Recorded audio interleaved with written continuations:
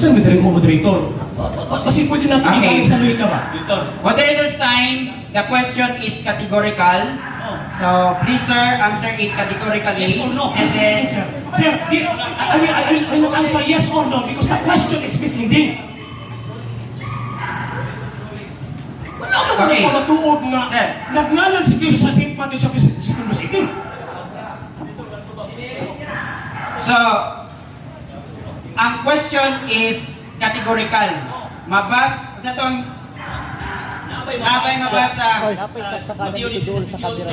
So, letra por letra, Roman Catholic Church. Mr. Yes Moderator. or no? Object ko, Mr. Moderator. Nga naman kay ang question dili mao ang ako ang gipamatudan. The question is misleading. Okay, stop sa timer and kamong duha, no? Stop sa. So, whether you like the question or not, you are obliged to answer the question with a yes or a no. Yes. Okay? So, however, if you answer yes or you answer no, qualify it. Okay?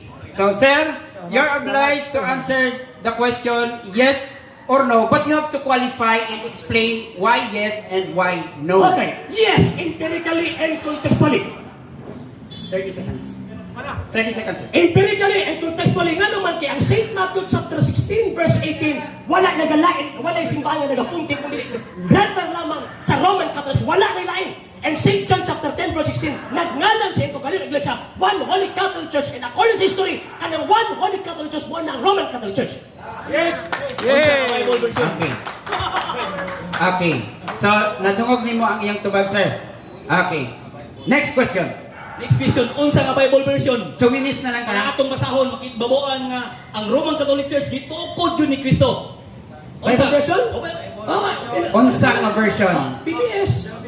PPS, pero ako tubag contextually and empirically.